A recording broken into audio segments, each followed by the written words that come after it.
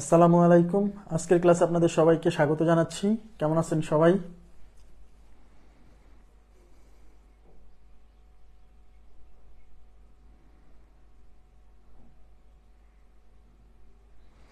ওয়ালাইকুম আসসালাম। ওয়ালাইকুম আসসালাম। জি আলহামদুলিল্লাহ ভালো আছি। আপনারা কেমন আছেন?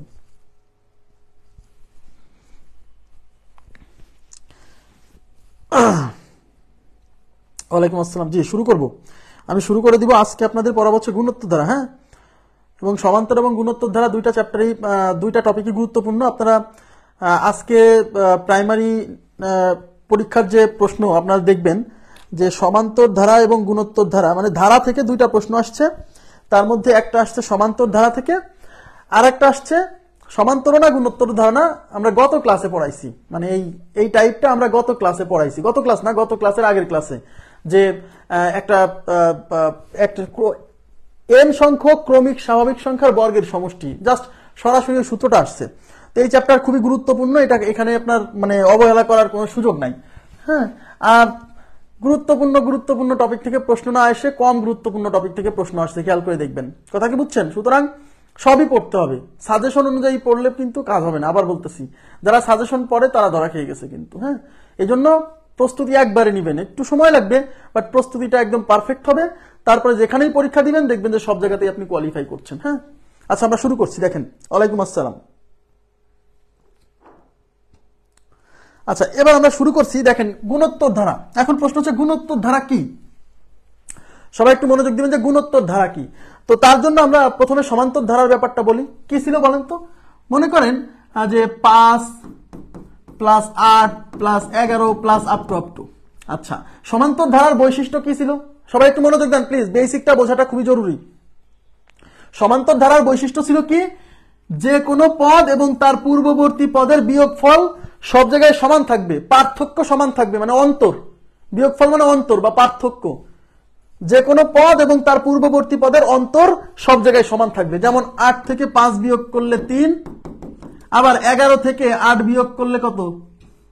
আবার 11 থেকে 8 বিয়োগ করলে 3। যে কোনো পদ এবং তার পূর্ববর্তী পদের অন্তর সব জায়গায় সমান, এখানেও যায় এখানেও তাই, এদিকেও তাই হবে।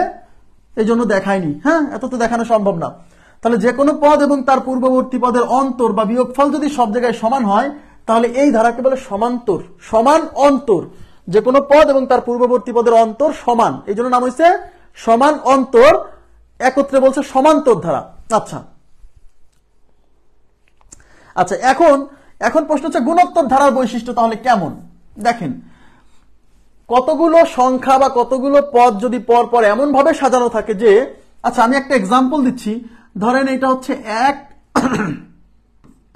তারপরেরটা হচ্ছে 2, তারপরেরটা 4, তারপরেরটা 8, তারপরেরটা এরকম আপ টু চলছে।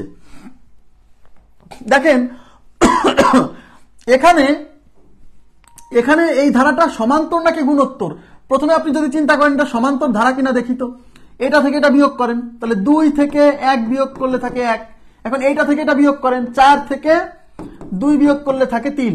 তার মানে এটা কিন্তু সমান্তর ধারা হচ্ছে না। কেন? কারণ এখানে বিয়োগ অন্তর হচ্ছে 1 আর এখানে অন্তর হচ্ছে 3। কিন্তু সমান্তর ধারা হলে তো এই অন্তরগুলো সমান হওয়ার কথা ছিল।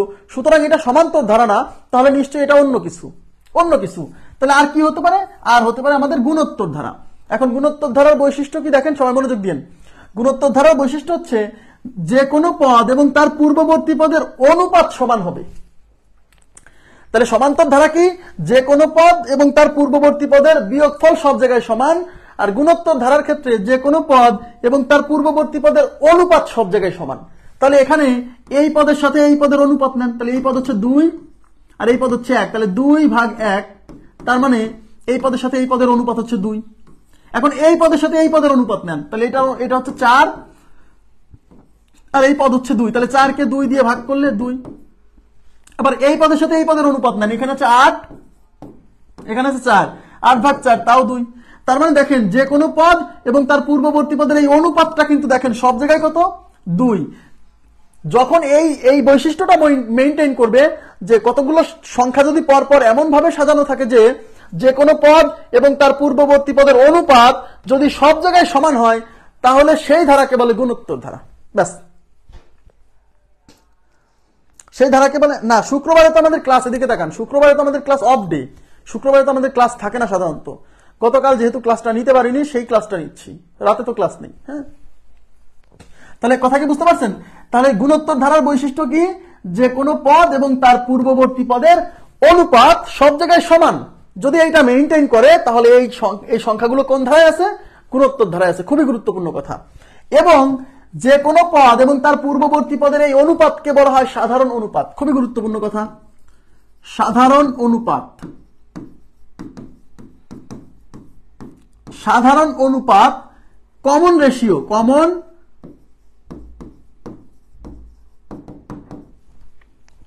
রেশিও, সাধারণ অনুপাত। হ্যাঁ, তাহলে যে কোনো পদ এবং তার পূর্ববর্তী পদের যে অনুপাত, এটাকে বলে সাধারণ অনুপাত। কেন সাধারণ অনুপাত? সাধারণ কখন বলা হয়? যখন ওই জিনিসটা সব জায়গাতে একই থাকে তখন সেটাকে বলে সাধারণ। যেহেতু যে কোনো পদ এবং তার পূর্ববর্তী পদের অনুপাতটা সব জায়গায় একই বা সমান, তাই বলা হচ্ছে সাধারণ অনুপাত। এই অনুপাতটাকে কি বলা হচ্ছে? সাধারণ অনুপাত। কেন? কারণ এই অনুপাতটা সব জায়গায় একই, এই জন্য বলা হচ্ছে সাধারণ অনুপাত। ওকে, আশা করি বুঝতে পারছেন। তাহলে সাধারণ অনুপাতকে কমন রেশিও বলে, আর সংক্ষেপে আর দ্বারা প্রকাশ করা হয়। সাধারণ অনুপাতকে সংক্ষেপে আর দ্বারা প্রকাশ করা হয়। এইটুকু বুঝছেন কিনা? তাহলে গুণোত্তর ধারার বৈশিষ্ট্য হচ্ছে যে কোনো পদ এবং তার পূর্ববর্তী পদের অনুপাত সব জায়গায় সমান থাকবে, আর যে কোনো পদ এবং তার পূর্ববর্তী পদের অনুপাতকে বলে সাধারণ অনুপাত। অবশ্যই এদিকে তাকান, অনুপাত করার সময় অবশ্যই এইটা দিয়ে এইটাকে ভাগ করা যাবে না, এইটা দিয়ে এটাকে ভাগ করতে হবে, অথবা এইটা দিয়ে তার আগেরটাকে ভাগ করতে হবে। যে কোনোটা দিয়ে তার আগেরটাকে ভাগ করতে হবে। ক্লিয়ার বিষয়টা? আশা করি বুঝতে পারছেন। আচ্ছা, এবার দেখেন সাধারণ অনুপাতকে আমরা আর দ্বারা প্রকাশ করি। এখন প্রশ্ন হচ্ছে গুণোত্তর ধারায় আমরা কি পড়বো? সবাই একটু তাকাবেন প্লিজ। গুণোত্তর ধারায় আমরা কি পড়বো? আচ্ছা, সমান্তর ধারায় আমরা কি পড়ছিলাম? সমান্তর ধারায় আমরা কি পড়ছিলাম? সমান্তর ধারায় যা যা পড়ছি এখানেও তাই তাই পড়বো। সমান্তর ধারায় আমরা পড়ছিলাম এনতম পদ, মনে আছে? এনতম পদ, এনতম পদকে আমরা টিএন দ্বারা প্রকাশ করছিলাম। এনথ টার্ম, এনতম পদ। হ্যাঁ, এখানেও আমরা এনতম পদই পড়বো, এখানেও আমরা এনতম পদই পড়বো, মানে এখানেও এনতম পদ আছে। সমান্তর ধারায় যেমন এনতম পদ আছে না, এখানেও এনতম পদ আছে। আচ্ছা, ওখানে আমরা পড়ছিলাম প্রথম এন সংখ্যক পদের সমষ্টি, প্রথম এন সংখ্যক পদের সমষ্টি, মনে আছে? এখানেও আমরা পড়বো প্রথম এন সংখ্যক পদের সমষ্টি, প্রথম এন সংখ্যক পদের সমষ্টি। ওখানে আমরা পড়ছিলাম প্রথম এন সংখ্যক পদের সমষ্টি, এখানেও আমরা পড়বো প্রথম এন সংখ্যক পদের সমষ্টি। ওখানে যা প্রথম এন সংখ্যক পদের সমষ্টিকে S N, summation of N term, summation of first N term, প্রথম এন সংখ্যক যতগুলো পদ আছে সবগুলো পদের সমষ্টি। এখানেও আমাদের আছে প্রথম এন সংখ্যক পদের সমষ্টি, কিন্তু ওখানে আমাদের এনতম পদের সূত্র যা ছিল এখানে এনতম পদের সূত্র ভিন্ন। ওখানে আমাদের প্রথম এন সংখ্যক পদের সমষ্টি যা ছিল এখানে প্রথম এন সংখ্যক পদের সমষ্টির সূত্র ভিন্ন। মানে সোজা কথা, সমান্তর ধারায় আমরা যা পড়ছি এখানেও আমরা তাই পড়বো, কিন্তু সূত্রগুলো আলাদা, এই আর কিছু না, আর কোনো পার্থক্য নাই। তাহলে সমান্তর ধারায় আমরা যে যে অঙ্ক করছি এখানেও তাই তাই করবো। ওকে, তাহলে সমান্তর ধারায় আমরা এনতম পদ পড়ছি, প্রথম এন সংখ্যক পদের সমষ্টি পড়ছি। গুণোত্তর ধারায় আমরা এনতম পদ পড়বো, প্রথম এন সংখ্যক পদের সমষ্টি পড়বো। ওকে, আচ্ছা, কিন্তু সূত্র আলাদা। এখন এই গুণোত্তর ধারাকে ইংরেজিতে সংক্ষেপে বলা হচ্ছে জিপি, গ্রামীণ ফোন না কিন্তু। জিপি মানে হচ্ছে জিওমেট্রিক প্রোগ্রেশন, জিওমেট্রিক প্রোগ্রেশন। ওকে, আবার অনেক সময় জিওমেট্রিক। আচ্ছা, সমান্তর ধারাকে সংক্ষেপে বলা হচ্ছে এপি, সমান্তর ধারাকে সংক্ষেপে বলে এপি, অ্যারিথমেটিক প্রোগ্রেশন। অনেক সময় এরকম শুধু বলা থাকবে যে ইংরেজিতে লেখা থাকবে এপি লেখা থাকবে, মানে বলা থাকবে না সমান্তর ধারা, লেখা থাকবে এপি, বুঝে নিতে হবে, অ্যারিথমেটিক প্রোগ্রেশন। ওকে, সাউন্ড নাই মানে? সাউন্ড তো আছে, এতক্ষণ তো পড়ালাম, তাহলে কিভাবে? আর জিপি মানে হচ্ছে জিওমেট্রিক প্রোগ্রেশন। অনেক সময় জিওমেট্রিক, জ্যামিতিক, অনেক সময় বলবে জ্যামিতিক, জ্যামিতিক অনুক্রম। এদিকে তাকান, অনেক সময় বলবে জ্যামিতিক অনুক্রম, অনেকে বোঝে না জ্যামিতিক অনুক্রম মানে গুণোত্তর ধারা, অনেকে বোঝে না। জিওমেট্রিক প্রোগ্রেশন, জিও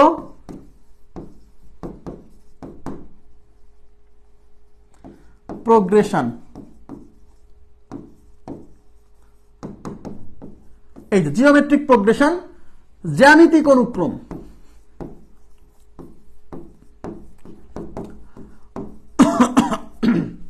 ঠিক আছে। আর গুণোত্তর ধারা, গুণোত্তর ধারাও যা বোঝায়, জিপিও তাই বোঝায়, জিওমেট্রিক প্রোগ্রেশনও তাই বোঝায়, জ্যামিতিক অনুক্রমও তাই বোঝায়। ওকে, আচ্ছা, এখন দেখেন, এখন আমরা দেখবো যে একটা গুণোত্তর ধারা কিভাবে গঠিত হয়। খুবই গুরুত্বপূর্ণ পয়েন্টে চলে আসছে, এদিকে তাকান। এখন যেটা বোঝাচ্ছে এটা বুঝতেই হবে, না বুঝলে কিন্তু বিপদ আছে। আমরা এখন দেখবো যে একটা গুণোত্তর ধারা কিভাবে গঠিত হয়। একটি গুণোত্তর ধারা যেভাবে গঠিত হয়, একটি গুণোত্তর ধারা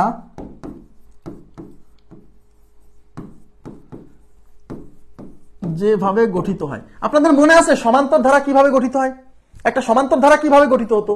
একটা সমান্তর ধারার প্রথম পদ হচ্ছে এ, সেই প্রথম পদের সাথে সাধারণ অন্তর ডি যুক্ত হতো। একটা সমান্তর ধারার প্রথম পদে সেই প্রথম পদের সাথে সাধারণ অন্তর ডি যোগ হতো, মনে করে দেখেন। তারপর এই পদের সাথে আবার ডি যোগ হয়ে পরের পদ হতো এ প্লাস 2d। তারপর এই পদের সাথে আবার ডি যোগ হয়ে পরের পদ হতো এ প্লাস 3d। এরকম চলতে থাকতো। আপনাদের কি মনে আছে? মনে আছে? এইভাবে সমান্তর ধারা গঠিত হতো। প্রথম পদের সাথে সাধারণ অন্তর যোগ হয়ে দ্বিতীয় পদ, দ্বিতীয় পদের সাথে আবার সাধারণ অন্তর যোগ হয়ে তৃতীয় পদ, এইভাবে চলতে থাকবে। প্রত্যেক পদের সাথে ডি যোগ হবে, তার পরের পদ পাওয়া যাবে। মনে আছে? এইভাবে এনতম পদ পর্যন্ত আমরা করছিলাম। এখন একটা গুণোত্তর ধারা কিভাবে, এটা তো সমান্তর ধারা গঠিত হয়, এখন একটা গুণোত্তর ধারা কিভাবে গঠিত হয়? এই ধারার যে সংখ্যাগুলো থাকে তাদেরকে এক একটাকে বলে এক একটা পদ। হ্যাঁ, তাহলে প্রথম পদকে বলে এ। এদিকে তাকান, প্রথম পদ হচ্ছে এ। সমান্তর ধারার প্রথম পদ এ ছিল না? এই গুণোত্তর ধারার প্রথম পদ এ। গুণোত্তর ধারার প্রথম পদ এ। এখন প্রশ্ন হচ্ছে, এখানে কমাও থাকতে পারে, এখানে প্লাসও থাকতে পারে, এটা নিয়ে কনফিউশনে ভুগবেন না। প্লাস কমা কোনো ব্যাপার না।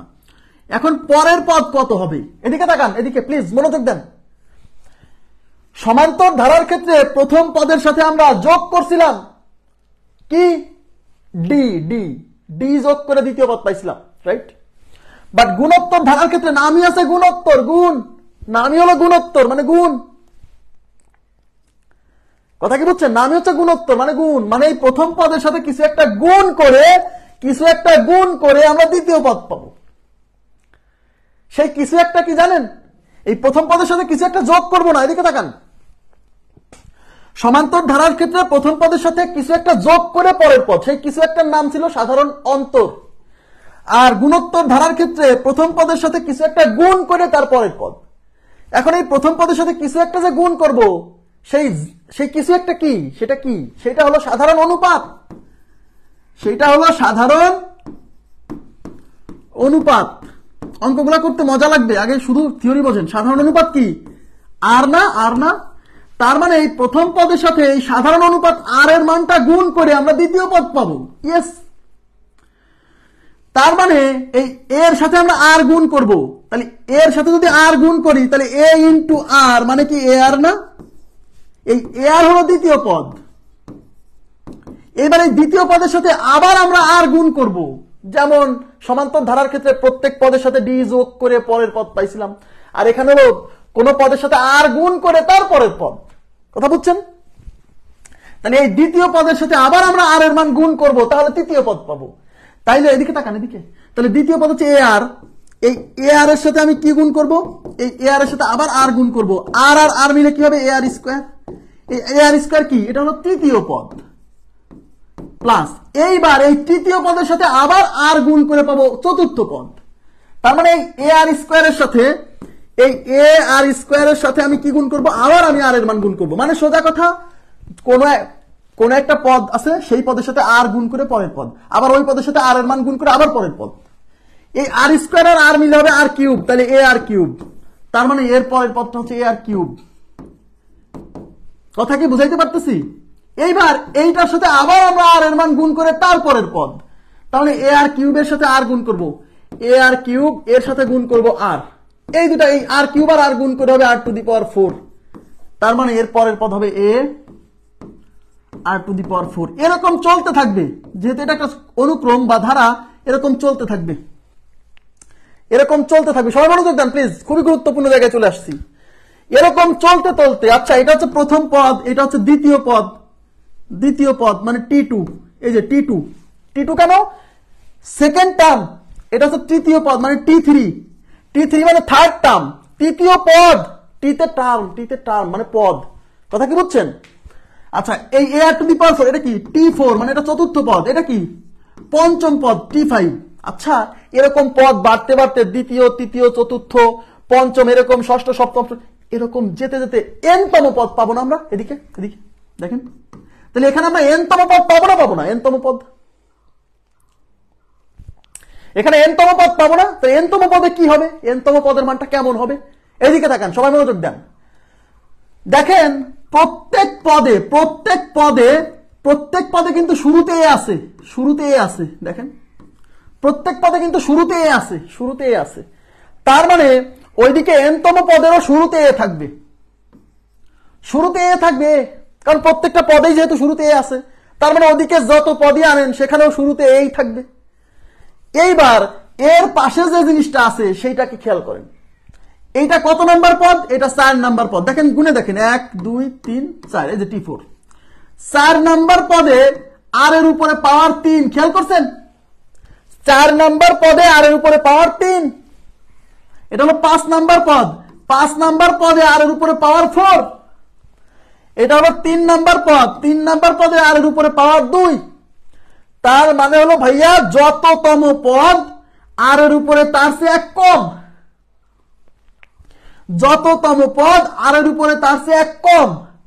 তাহলে চতুর্থ পদ, তার মানে 4তম পদ, তাহলে আর এর উপরে হবে 4 এর চেয়ে 1 কম 3, যততম পদ আর এর উপরে পাওয়ার তার চেয়ে 1 কম হবে।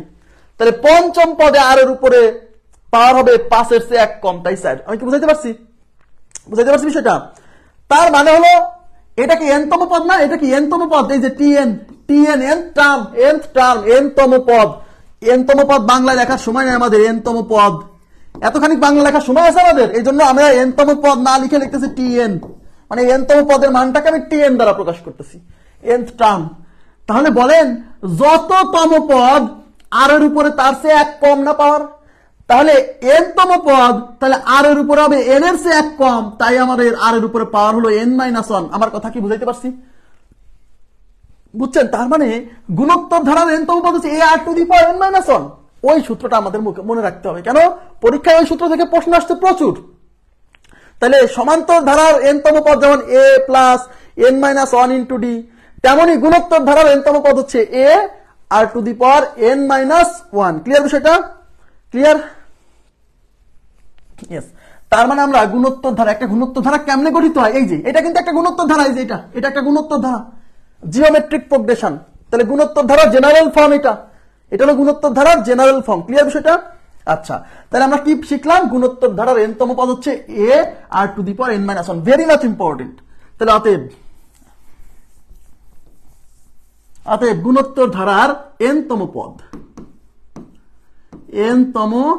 পদ is equal two a r to the power n-1। একটু একটা কথা আমি বলে দেই, সাইড নোটে লিখবেন, এখানে কিন্তু এই r এর উপরে পুরো n-1টাই পাওয়ার।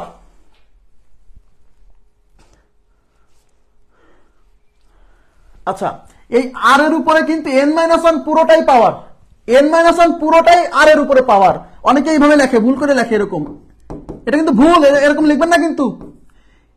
n-1 মানে n-1 এই পুরোটাই হচ্ছে পাওয়ার r এর উপরে, এখানে কিন্তু ভুল হয় না। ধরো আবার বলছি, n-তম পদের সূত্রে এই r এর উপরে n-1 পুরোটাই পাওয়ার, তার মানে n-তম পদকে আমি এতখানি বাংলা না লিখে tn দ্বারা প্রকাশ করবো। n-তম পদ, n term is equal two a r to the power n-1। এইটা আমাদেরকে এখন থেকে মুখস্থ রাখতে হবে। তাহলে n-তম পদের সূত্র, ক্লিয়ার বিষয়টা? তাহলে গুণোত্তর ধারার n-তম পদ হচ্ছে a r to the power n-1। এখানে a হলো প্রথম পদ, এখানে a হচ্ছে কি বলেন তো? প্রথম পদ। ওকে, আর এই যে r না, এই rটা হচ্ছে গুরুত্বপূর্ণ কথা। এই r হচ্ছে সাধারণ অনুপাত, সাধারণ অনুপাত। এই যে n না, এই n হচ্ছে পদ সংখ্যা। n কি বলেন তো? পদ সংখ্যা। n হচ্ছে পদ সংখ্যা, মানে এই ধারায় কয়টা পদ আছে, এই ধারায় কতটা পদ আছে। ক্লিয়ার বিষয়টা? আশা করি বুঝছেন। এই n-তম পদের সূত্র থেকে প্রচুর অঙ্ক পরীক্ষাতে আসছে, আমি সেইগুলা কিছু সলভ করে দেখাবো এখন। দেখেন, তাহলে প্রথমে যে অঙ্কটা দেওয়া আছে কি বলছে?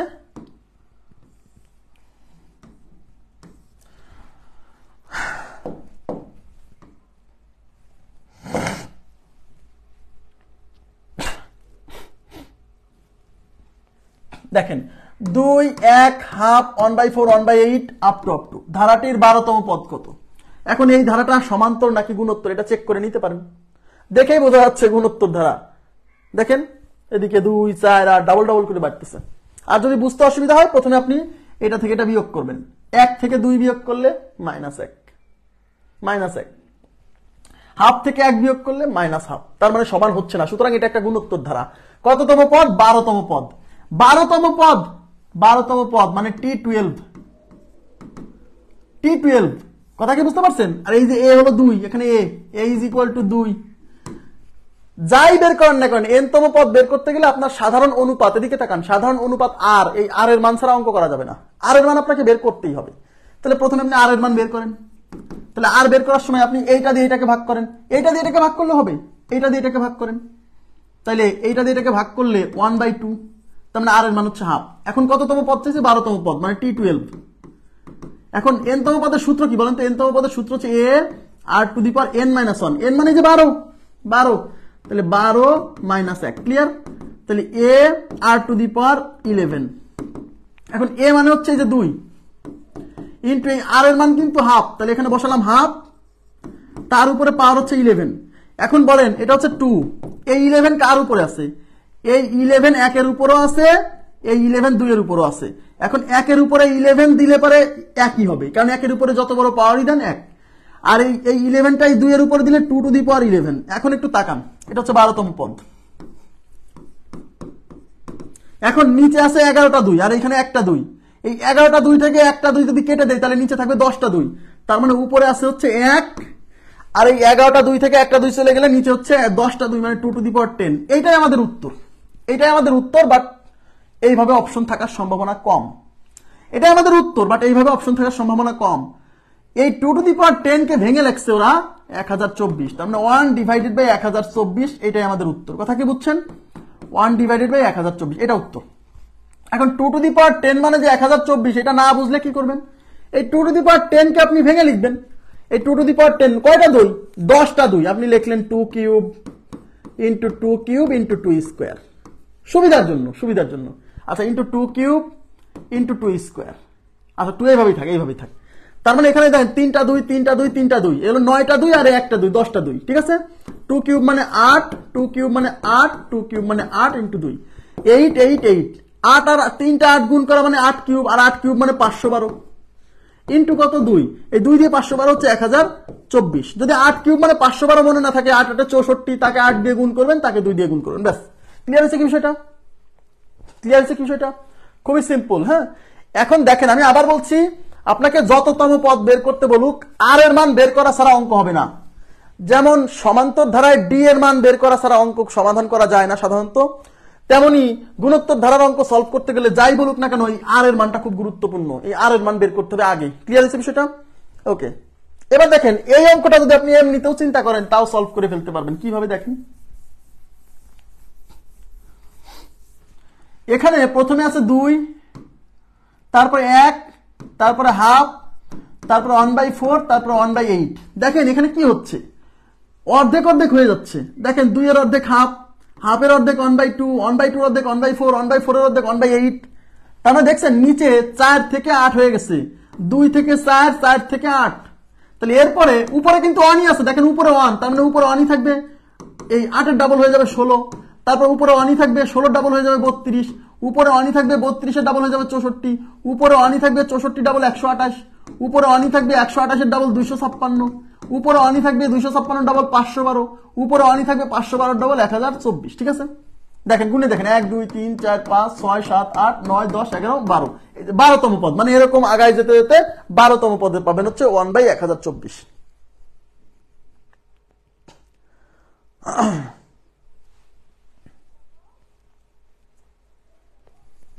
হয়েছে? এটা ক্লিয়ার?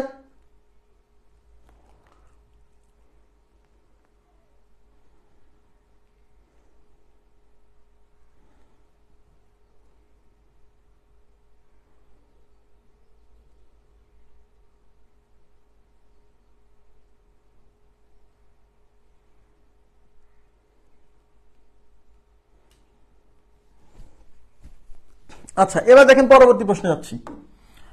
পরবর্তী প্রশ্ন, এটা হচ্ছে ভেরি ভেরি ইম্পর্টেন্ট, মানে গুণোত্তর ধারার যত অঙ্ক আছে তার মধ্যে ইম্পর্টেন্ট, যত অঙ্ক আছে, হ্যাঁ, মানে সবচেয়ে বেশি বার আসা প্রশ্ন। গুণোত্তর ধারার যত অঙ্ক আছে তার মধ্যে এটা সবচেয়ে বেশি বার আসা প্রশ্ন। কি বলছে? 1/√2 1√2 ধারাটির কোন পদ 8√2। এর মানে কি? এরকম আমরা অঙ্ক করছিলাম, এরকম সমান্তর ধারায় ধারাটির কোন পদ 302, মনে আছে? তখন কি করতাম? পদ সংখ্যা বের করতাম, এন বের করতাম, পদ সংখ্যা। এই লাস্টের মানটাকে এনতম পদ ধরে, শেষ পদ ধরে পদ সংখ্যা বের করতাম। আচ্ছা দেখেন, সবাই একটু মনোযোগ দিবেন। তার মানে এটা হচ্ছে 1/√2, এটা প্রথম পদ, তারপর আছে 1, তারপর আছে √2। এরকম যেতে যেতে ধারাটির কোন পদ 8√2, মানে এরকম যেতে যেতে কোথায় আমরা 8√2 কে খুঁজে পাবো? কথা কি বুঝছেন? তাহলে আমরা জানি না যে 8√2 কততম পদ, জানি না। এই জন্য আমরা 8√2 কে ধরে নিব যে এটা হলো এনতম পদ, ধরবো যে 8√2 হচ্ছে এনতম পদ। এইটা ধরে আমরা এই ধারার পদ সংখ্যা বের করব। ওকে, তাহলে 8√2, তাহলে ধরি 8√2 হলো এনতম পদ, ঠিক আছে, এনতম পদ।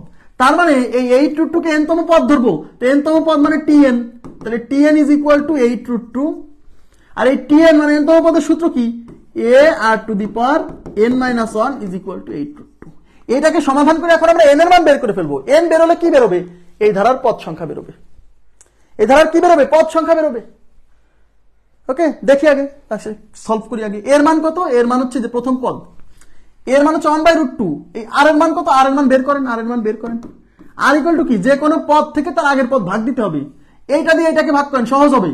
এই √2 দিয়ে 1 কে ভাগ করেন, তাহলে √2 ডিভাইডেড বাই 1 মানে √2। তার মানে আর এর মান হচ্ছে √2, তাহলে এই এর মান হচ্ছে 1/√2। এই আর এর মান হচ্ছে √2, তার উপর আছে n-1 ইজ ইকুয়াল টু 8√2। এইবার আমাকে ক্যালকুলেশন করে n এর মান বের করতে হবে। যেহেতু n বের করবো, তাহলে n ব্যতীত যা যা আছে সব ওই পাশে পার করে দিব। তাহলে এই যে এই √2 টু দি পাওয়ার n-1 এটাকে রেখে দেই, আর এই √2 এই পাশে গুণ করে দিই। তাহলে এখানে √2 টু দি পাওয়ার n-1, এই √2 এই পাশে ভাগ আছে, ওই পাশে যে গুণ হবে, তাহলে 8√2 ছিল, আর এই √2 যে এটার সাথে গুণ হলো। ওকে, তাহলে এই পাশে কি থাকতেছে? √2 টু দি পাওয়ার n-1। আর এখানে এই √2 আর এই √2 গুণ করলে দুইটা √2 মিলে কি হবে? দুইটা √2 মিলে হবে হচ্ছে √2 স্কয়ার। এই স্কয়ার আর রুট কেটে 2 হবে। তার মানে এই √2 আর এই √2 মিলে 2, আর তার সাথে 8 গুণ আছে, তাহলে এই পাশে আছে 8, আর √2 আর √2 মিলে 2, তাহলে √2 two the power n-1 is equal two 8 দুগুণে 16। এখন বলেন, আমার টার্গেট কিসের মান বের করা? সূচকে চলে আসছি, দেখছেন? আমার টার্গেট হচ্ছে n এর মান বের করা। কিসের মান? n এর মান বের করা। তাই n কোথায় আছে? পাওয়ারে আছে। n আছে পাওয়ারে, তাহলে আমাকে দুই পাশে বেস সমান করতে হবে। মনে আছে সূচকে কি বলছিলাম? যে মানটা বের করতে হবে সেই মানটা যদি পাওয়ারে থাকে তাহলে দুই পাশে ভিত্তি সমান করতে হবে। তাহলে আমরা যেহেতু যে মানটা বের করবো n এর মান সেটা পাওয়ারে আছে, তাহলে দুই পাশে ভিত্তি সমান করব। এই পাশে ভিত্তি আছে √2, এই পাশে আছে 16। এই 16 কে 2 বানানো যায় না, 2 এর পাওয়ার বানানো যায় না, 2 টু দি পাওয়ার 4। আর এই √2 এর √2 তুলে দেন, অথবা আপনি এখানে লেখেন √2 টু দি পাওয়ার n-1, আর এখানে 16 মানে 2 টু দি পাওয়ার 4। এখন আমার এই পাশে বেজে আছে √2, তাহলে এই পাশে আমাকে √2 বানাতে হবে, কিন্তু এই পাশে আছে 2, তাই 2 কে কি √2 বানাতে পারি না? অবশ্যই পারি। তাহলে এই পাশে আছে √2 টু দি পাওয়ার n-1, আর এই 2 কে √2 বানাই দিব। কেন? যেহেতু এই পাশে √2 আছে, তাই এই পাশে √2 বানালাম। আর কোন সংখ্যাকে রুট বানালে তার উপরে পাওয়ারকে ডাবল করে দিতে হয়। তাহলে 2 এর উপরে পাওয়ার আছে 4, তাহলে এটাকে √2 বানাইছি, তাহলে 4 কে ডাবল করে 8 বানাই দিতে হবে। মনে আছে না? এইবার দেখেন, এই পাশে ভিত্তি √2, এই পাশে ভিত্তি √2, দুই পাশে ভিত্তি সমান হলে ভিত্তি ভিত্তি কাটা, আর এই পাওয়ার কি সমান। তার মানে এই পাশে আছে n-1, এই পাশে আছে 8। আমার যেহেতু n এর মান বের করতে হবে, এই -1 ওই পাশে নিয়ে গেলে 8, -1 ওই পাশে গেলে +1, 8 আর 1 কত? 9। তাহলে আমাদের n এর মান 9। তার মানে n মান হচ্ছে পদ সংখ্যা 9। এদিকে তাকান। তার মানে এই ধারায় পদ সংখ্যা আছে 9টা। আচ্ছা, এই ধারায় পদ সংখ্যা 9টা, তাইলে লাস্টে যে আছে সে 9তম পদ। মনে আছে বুঝাইছিলাম যে কোন লাইনে যদি 47 জন লোক থাকে তাহলে লাস্টে যে আছে সে 47তম। তাহলে এই আমাদেরকে কিন্তু এই অঙ্কে কতটি পদ আছে বের করতে বলেনি। সবাই বোঝেন, এখানে বোঝেন। সমান্তর ধারায়ও কিন্তু বুঝাইছি যে এই ধারাটির কততম পদ এত, এটা বের করতে গেলে বললে ধারার পদ সংখ্যা বের করতে হয়। যদিও এখানে পদ সংখ্যা বের করতে বলেনি, তাও পদ সংখ্যা বের করছি। কেন? কারণ কোন ধারায় যতটা পদ আছে, এই ধারায় পদ আছে 9টা। এ থেকেই তো আমরা বুঝতে পারতেছি যে লাস্টে যে আছে সে 9ম। তাহলে উত্তর কিন্তু 9 না, এই অঙ্কের উত্তর কিন্তু 9 না, এই অঙ্কের উত্তর হচ্ছে নবম। এই অঙ্কের উত্তর কত? নবম। এই অঙ্কের উত্তর কত? নবম। 9 না কিন্তু, এই অঙ্কের উত্তর নবম। কারণ অঙ্কে বলছে ধারাটির কোন পদ 8√2, তার মানে বলতে হবে আপনাকে 9তম পদ। উত্তরে বলতে হবে হ্যাঁ 9তম পদ 8√2 অথবা নবম পদ 8√2। কেউ যদি বলে যে 9, উত্তর হচ্ছে 9 না, 9 না, উত্তর 9 না। এই ধারায় তো পদ সংখ্যা বের করতে বলেনি, কিন্তু কেন পদ সংখ্যা বের করলাম? পদ সংখ্যা বের করতে বলেনি, কেন পদ সংখ্যা বের করছি? সমান্তর ধারায়ও কিন্তু আমি এটা এক্সপ্লেইন করছি যে এই টাইপের কোশ্চেনে যখন বলে এই ধারার কততম পদ এত, তখন আমরা পদ সংখ্যা বের করতে বলে না, বাট আমরা বের করি। কেন? কারণ এটাকে আমরা শেষ পদ ধরছি। তাহলে একটা লাইনে যতজন লোক আছে, একটা লাইনে 47 জন লোক আছে, তার মানে লাস্টে যে বসে আছে সে হলো 47তম। তার মানে লাস্টে যে লোক আছে সে কততম, এটা জানতে হলে ওই লাইনে কতজন লোক আছে এটা জানতে হবে। কারণ এই লাইনে যতজন লোক আছে ওই লাস্টের লোকটা তততম। তাহলে এই লোকটা কততম এটা জানতে হলে এই লাইনে কতজন লোক আছে জানতে হবে। কারণ এই লাইনে লোক কতজন সেটা বেরোই তো বুঝবো যে হ্যাঁ এই হচ্ছে তততম। এই জন্য আমরা এই লাইনে কতজন লোক আছে মানে কয়টা পদ আছে তাই বের করলাম। ওই লাইনে পদ আছে 9টা। এইবার বলতেছি হ্যাঁ 8√2 হচ্ছে নবম পদ। ক্লিয়ার কিনা বলেন?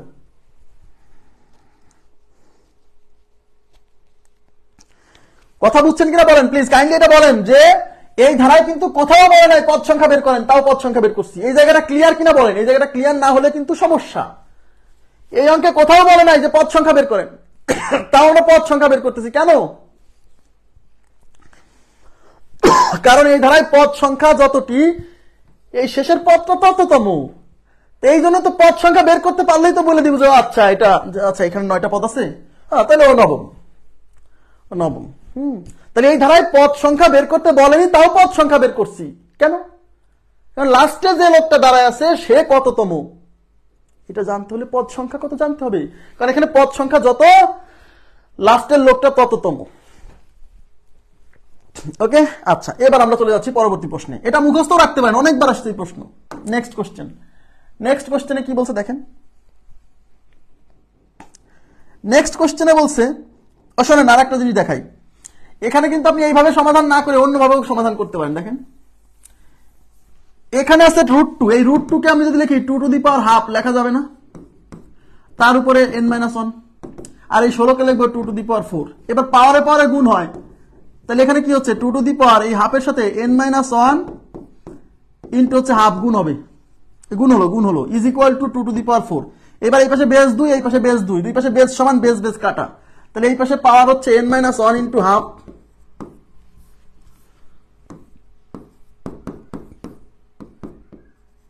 আর ওই পাশে হচ্ছে পাওয়ার 4। তাহলে এই পাশের পাওয়ার আর এই পাশের পাওয়ার সমান। এবার আর গুণ করেন, এই 2 এই পাশে ভাগ আছে, ওই পাশে গুণ হবে।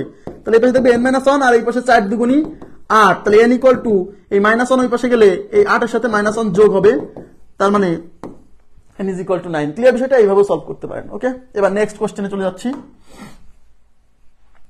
আচ্ছা এখানে কি বলছে,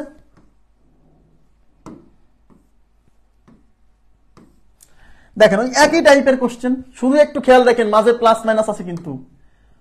1/√2 -1 প্লাস √2, এখানে আর একটা কিছু দেওয়া উচিত ছিল, আমি একটু দেখে নিচ্ছি।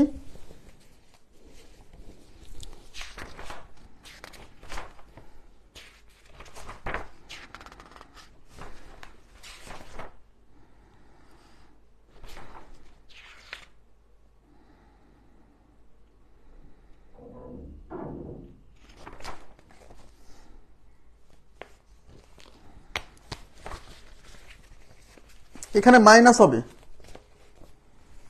এখানে মাইনাস হবে, এখানে মাইনাস হবে, এখানে মাইনাস হবে। হ্যাঁ এখানে মাইনাস দিয়ে নিন তো শিটে, ওখানে মাইনাস হবে।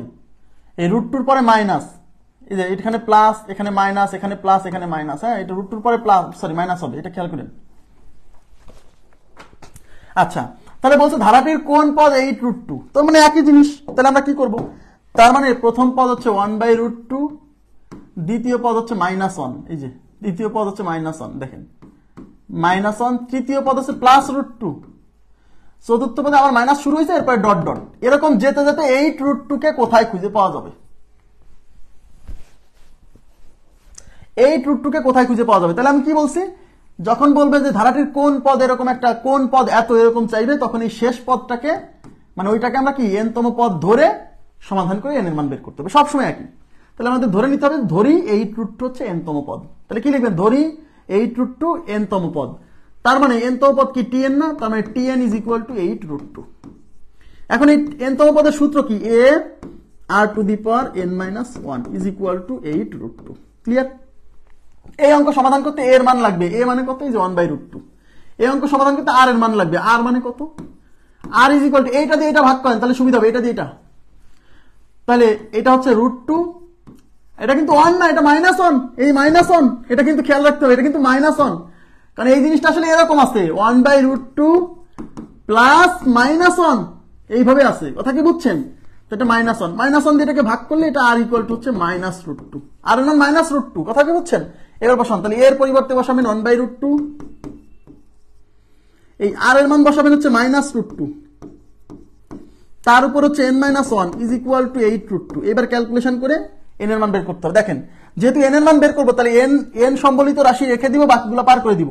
তাহলে এই √2 এই পাশে ভাগ আছে, ওই পাশে গুণ হবে, তাহলে এই পাশে থাকবে কি -√2 two the power n-1 is equal two এই √2 এই পাশে যায় গুণ হবে, তাহলে এই পাশে আছে 8√2, আর এই √2 এই পাশে যায় গুণ হবে এটার সাথে।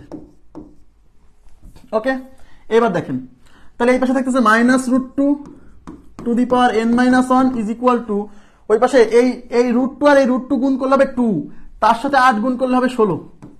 এবার তাকান, তাহলে এই পাশে আছে আমার n এর মান বের করতে হবে, n কোথায় আছে, পাওয়ারে আছে, তাহলে দুই পাশে বেজ সমান করতে হবে। তাহলে এই পাশে বেজ আছে -√2, আমাকে এই পাশে বেজ -√2 আনতে হবে যেভাবেই হোক।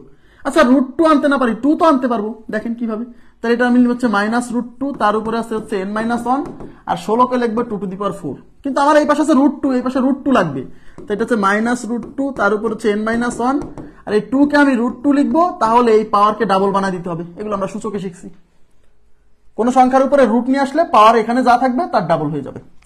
এইবার সমস্যা বাধা দিছে কি, এই মাইনাস। দেখেন, এটা লিখিত পরীক্ষা, শোনেন একটা কথা বলি, প্রিলিমিনারি পরীক্ষায় কিন্তু এই মাইনাস কোনো সমস্যা ক্রিয়েট করবে না, বাট লিখিত পরীক্ষায় যদি এই মাইনাস না আনেন, মানে আর এর মান যদি মাইনাস না আসে, প্রিলিতে কিন্তু উত্তর মিলে যাবে, আর এর মান মাইনাস প্লাস যায় আসুক উত্তর মিলে যাবে। বাট লিখিত পরীক্ষা যদি এই মাইনাসটা না দেখান, তাহলে উত্তর ভুল, মানে আপনার অঙ্ক ভুল। হ্যাঁ, এবার দেখেন, সবাই একটু মনোযোগ দেন।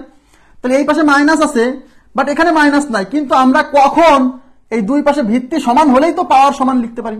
তাহলে এই পাশে ভিত্তি -√2, এই পাশে হচ্ছে ভিত্তি √2। সবাই তাকান, এখানে অনেকে বোঝে না, কিন্তু আমার এই পাশে তো -√2 আনতে হবে যেভাবেই হোক।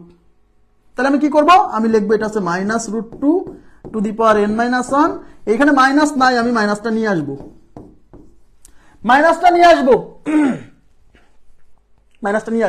এখন বলবেন যে ভাই মাইনাস আপনি কেন নিয়ে আসলেন, কেমনে নিয়ে আসলেন, ইচ্ছা মতো কি আনা যায়? দেখেন, আমার এই পাশে বেজ হচ্ছে -√2, এই পাশে আমার -√2 বেজ না আনলে তো অঙ্ক মিলবে না। এই পাশে তো মাইনাস ছিল না, তারপর নিয়ে আসলাম কেন, কারণ এর উপরে যে এই যে বেজ জোর পাওয়ার আছে, জোর পাওয়ার আছে, দেখেন জোর পাওয়ার। তো কোনো কিছুর উপরে জোর পাওয়ার থাকলে আমরা কি জানি, নেগেটিভ কোনো সংখ্যার উপরে যদি জোর পাওয়ার থাকে, ওই নেগেটিভটা পজিটিভ হয়ে যায়। তাহলে এখানে ছিল না, কিন্তু এখানে আনছি কেন, কারণ এখানে মাইনাস আনলেও কোনো সমস্যা নাই, যেহেতু এর উপরে জোর পাওয়ার আছে। বুঝছেন কিনা বলেন, কথা আমি বুঝাইতে পারছি? যেহেতু এর উপরে আমাদের কি আছে, হ্যাঁ, যেহেতু এইটার উপরে আমাদের জোর পাওয়ার আছে, তাই এই মাইনাসটা এখানে ছিল না, কিন্তু আনছি। কেন আনছি, কারণ এই পাশে মাইনাস আছে, ওই পাশে মাইনাস আনতে হবে, উপায় নাই, নাহলে তো আমি অঙ্ক সমান লিখতে পারবো না। ক্লিয়ার বিষয়টা বুঝছেন? তাইলে এখানে যেহেতু, তবে এখানে বিজোড় পাওয়ার থাকলে এটা আনতে পারতাম না। তাহলে এই পাশে -√2, এই পাশে -√2, দুই পাশে বেজ সমান হলে বেজ কাটা, এই পাশে পাওয়ার আর এই পাশের পাওয়ার সমান, এই পাশে পাওয়ার n-1, এই পাশে পাওয়ার 8। তাহলে অতএব n-1 ইজ ইকুয়াল টু 8, তাহলে n ইজ ইকুয়াল টু এই পাশে 8 আর এই -1 এই পাশে যে +1 হবে, তাহলে n is equal two 9। Clear বিষয়টা? n এর মান 9, এর মানে কি, এই ধারায় পদ আছে 9টা। যেহেতু এই ধারায় 9টা পদ আছে, সুতরাং এই লাস্টের পদটা হচ্ছে মানে 8√2 হচ্ছে 9তম পদ। কথা কি বুঝছেন? আশা করি বুঝছেন। এই জায়গাটা কিন্তু অনেকে ভুল করে চলে যায়। হ্যাঁ, এবার দেখেন একই কোশ্চেন,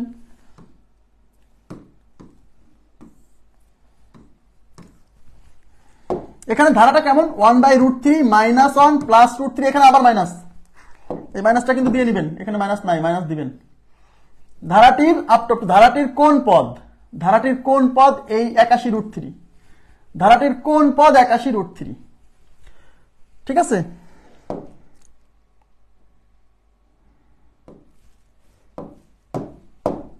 তাহলে এ প্রথম পদ হচ্ছে 1/√3।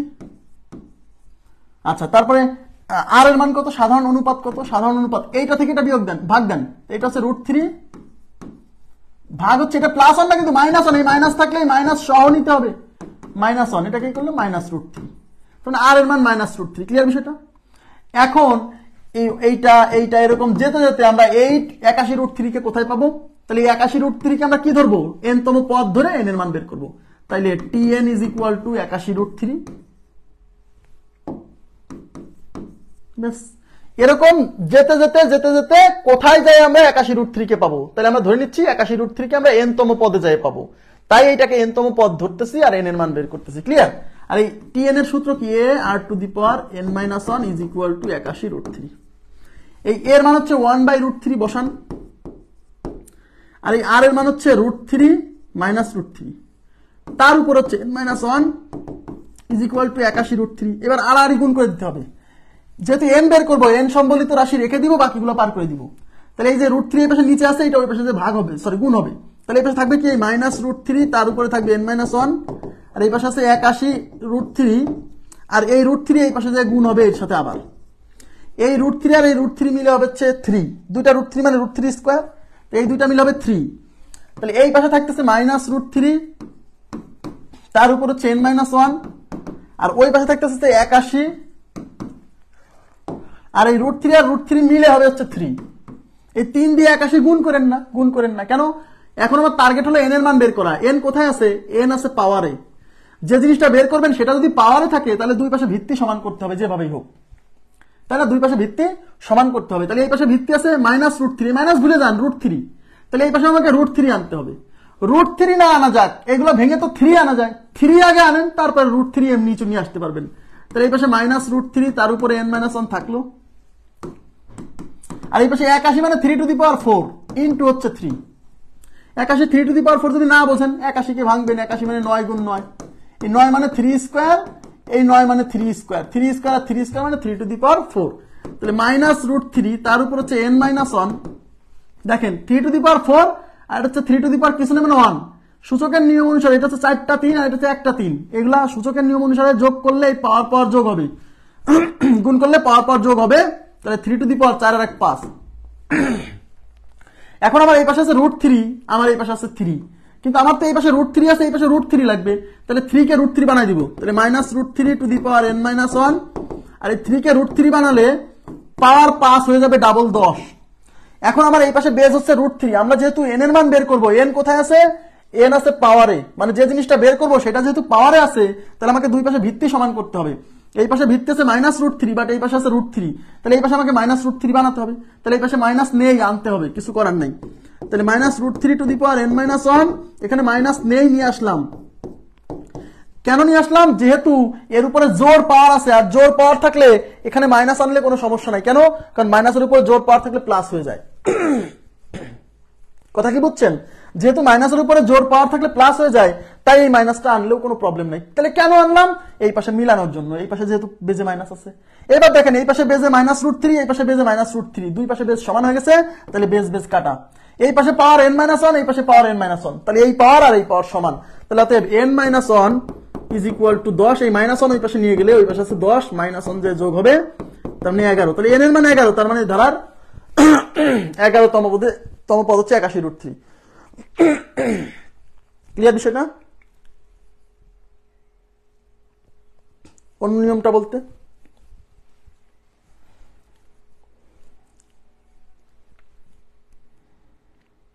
অন্য নিয়ম করতে গেলে যে প্রবলেম হবে,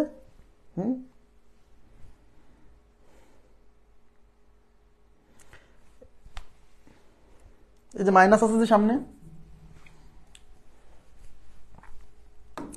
নেক্সট,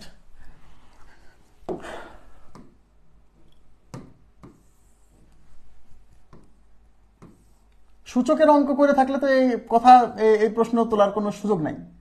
কারণ কোনো কিছুর উপরে ধরেন 5-এর উপরে পাওয়ার যদি 7 থাকে, √5-এর উপরে পাওয়ার হবে 14, এটা কি আমি পড়াইনি? ক্লাসে পড়াইছি কিনা যে কোনো কিছুর উপরে যে পাওয়ার থাকবে ওই সংখ্যার বর্গমূলের উপরে পাওয়ার ডাবল হবে, ক্লাসে কি আমরা পড়াইনি এটা? এবং বুঝাইও দিছি তো। আচ্ছা দেখেন, একটি গুণোত্তর ধারার, বলে দিছে গুণোত্তর ধারার দ্বিতীয় পদ 48। দেখেন সবাই মনোযোগ দিয়ে এই টাইপের কোশ্চেন গুলা।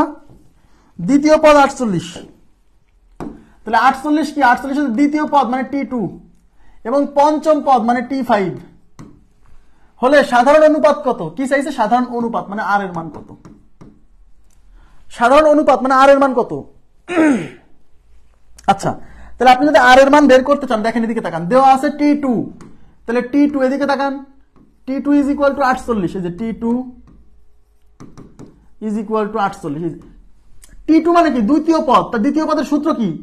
n তম পদের সূত্র হচ্ছে a r to the power n minus 1, তাই না? এটা যেহেতু দ্বিতীয় পদ, তার মানে n এর মান 2, তাহলে a r to the power n minus 1, n এর জায়গায় 2 মাইনাস 1, বুঝছেন কিনা বলেন? একবারে লিখতে হবে ইজ ইকুয়াল টু 48। এত কথা মানে ই করার সময় নাই। দ্বিতীয় পদ, তো n তম পদের সূত্র হচ্ছে a r to the power n minus 1, যেহেতু এটা দ্বিতীয় পদ তাই n এর জায়গায় 2 বসাতে হবে, তাই এখানে 2 বসাইছি। এখন আমি যে আর এর মান বের করব, আর এর মান বের করতে গেলে a এর মান লাগবে না? এদিকে তাকান, আচ্ছা ক্যালকুলেশন করি। তাহলে a 2 মাইনাস 1 মানে 1, তাহলে a r to the power 1 is equal two 48। তার মানে আমাকে যদি আর এর মান বের করতে হয়, তাহলে আমার এই যে a মানে প্রথম পদ এটা জানতে হবে, কিন্তু কোশ্চেনে কিন্তু a এর মানটা দেওয়া নাই।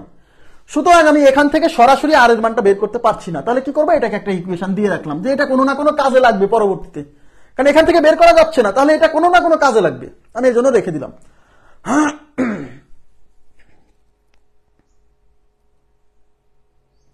আচ্ছা বলছি এবার আমরা কি করব? এটা তো পঞ্চম পদ T5, এদিকে তাকান। এবার পঞ্চম পদ মানে T5 কত? T5 হচ্ছে 3/4, 3/4। হ্যাঁ, এখন T5 এর সূত্র কি লিখবো? a r to the power 5 minus 1 is equal to 3/4। এই যে n তম পদের সূত্র হচ্ছে a r to the power n minus 1, এখানে যেহেতু t 5 তম পদ তাই n এর জায়গায় 5, তাহলে a এই 5 মাইনাস 1 মানে 4 ইজ ইকুয়াল টু 3/4। ক্লিয়ার? এখন এটাকে আমি 2 নাম্বার ইকুয়েশন দিয়ে এই 1 আর 2 ভাগ করলে এই a কেটে যাবে, তাও হতে পারে একটা সমাধান। কিন্তু আমরা এর চেয়েও একটা সহজ সমাধান জানি। কি করব দেখেন, আমরা এই প্রথম অংশটাকে অ্যানালাইসিস করে যে মানটা পাবো সব সময় ওই মানটা ব্যবহার করা যাবে এখানে। এটা সব সময়, শুধু এই অঙ্কে না, সব সময় ব্যবহার করা যাবে। এই টাইপের কোশ্চেনের এটা একটা সুবিধা। এই a r to the power 4 কে ভাঙবো a r কিউব ইনটু, আচ্ছা এইভাবে লিখবো a r into r cube is equal to 3/4। লেখা যায় না বলেন তো? এই যে এখানে a আছে আর আছে 4টা, তাহলে এখানে একটা রাখলাম আর 3টা। কেন এরকম করলাম জানেন? কারণ a r এর মান বসানোর মতো পজিশন আছে, a r এর মান 48, ওই মানটা এখানে ব্যবহার করব, তাই এই কাজটা করছি। দুইটা ইকুয়েশন ভাগ না করে সরাসরি এই কাজ করে দিছি, এবং এই টাইপের সব অঙ্কে এই কাজ করা যাবে। তাহলে এই যে a r to the power 1 মানে a r এর মান 48, এখানে বসান, তাহলে এটা হলো 48 into r cube is equal to 3/4। এইবার আমাকে যেহেতু r এর মান বের করতে হবে, তাহলে এই r কিউব রেখে দেন আর বাকিগুলো এই পাশে পার করে দেন। তাহলে 48 এই পাশে গুণ আছে, ওই পাশে যে ভাগ হবে, তাহলে এই পাশে থাকবে কি r কিউব, আর ওই পাশে আছে 3/4। এই 48 এই পাশে গুণ আছে, ওই পাশে যে ভাগ হবে। ক্লিয়ার? এখন 3 দিয়ে 3 আটকে 3, 3 ষোলোতে 48, তাহলে এই পাশে হচ্ছে r কিউব, আর ওই পাশে উপরে 1 আর নিচে হচ্ছে 4 ষোলোতে কত? 64। দেখেন 4 ষোলোতে 64। এখন আমার টার্গেট কি? এদিকে তাকান, আমার টার্গেট হচ্ছে এখানে পাওয়ার 3 আছে, এখানে পাওয়ার 3 আনতে হবে, কারণ আমরা আর এর মান বের করতে হলে দুই পাশে পাওয়ার সমান করতে হবে, কারণ এখানে আর আছে ভিত্তিতে। যে মানটা বের করবো সেটা যদি বেজে থাকে তাহলে দুই পাশে পাওয়ার সমান করতে হবে। তাহলে আমরা যেহেতু আর এর মান বের করবো, আর এর মান আর যেহেতু এখানে ই আছে, বেজে আছে, তাহলে দুই পাশে পাওয়ার সমান করতে হবে। তাহলে এই পাশে পাওয়ার 3 আছে, ওই পাশে পাওয়ার 3 করতে হবে। তাহলে r cube is equal two, এই 64 কে লেখা যায় 4 এর কিউব, আর 1 কে লেখা যায় 1 এর কিউব। এখন বলেন যে 1 এর উপর কিউব কেন আনলেন? কারণ আমার এই পাশে পাওয়ার 3 দরকার, 3 আছে, ওই পাশেও 3 দরকার, তাহলে 64 ভেঙে 4 এর কিউব লিখছি, তাহলে উপরেও তো কিউব লাগবে, তো উপরে 1 আছে মানে 1 এর উপরে কিউব এমনি আনা যায়। তাহলে r cube is equal two, এখন দেখেন, তাহলে এই পাশে আছে r কিউব, এই পাশে 1 এর উপরেও কিউব আছে, 4 এর উপরে কিউব আছে, তাহলে 1/4 এর উপরে হোল কিউব দেওয়া যায় সূচকের নিয়ম অনুসারে। তাহলে দেখেন এই পাশে পাওয়ার 3, এই পাশে পাওয়ার 3, দুই পাশে পাওয়ার সমান হয়ে গেছে, সুতরাং দুই পাশে এবার বেজ সমান, মানে পাওয়ার পাওয়ার কাটা, তাহলে এই পাশে বেজ আর, আর ওই পাশে বেজ হলো 1/4, তাহলে আর এর মান 1/4। ক্লিয়ার বিষয়টা? আর এর মান হচ্ছে 1/4। কথা কি বুঝছেন? এই টাইপের কোশ্চেনে প্রথম ইকুয়েশন থেকে যে মানটা বেরোবে সেই মানটা দ্বিতীয় ইকুয়েশনে ব্যবহার করতে পারবেন সব সময়। এরপর আরো কিছু অঙ্ক দেখাবো, দেখবেন সব সময় ব্যবহার করা যাচ্ছে, কোনো সমস্যা হবে না। অথবা দুইটা ইকুয়েশন ভাগ করলেও আসবে, আমি দেখাই দিচ্ছি, সমস্যা নেই। বুঝছেন কি এটা? এই পাশে পাওয়ার 3 আছে, তাইলে আমাকে এই পাশে পাওয়ার 3 আনতে হবে। 64 কে 3 এর উপরে 3 পাওয়ার আকারে লেখা যায় 4 কিউব, কিন্তু 1 কে তো এখানেও তো কিউব লাগবে, তো 1 এর উপরে তো এমনি কিউব লেখা যায়। কেন লিখলাম? কারণ এই পাশে কিউব আছে, তাই এখানে কিউব আনলাম। জি, এটা করে দিচ্ছি, সমস্যা নেই। এইটা সহজ, এই মেথডটা সহজ। হ্যাঁ, দেখেন এইবার আপনি ওটাকে 1 নাম্বার ইকুয়েশন লিখছিলেন, এই যে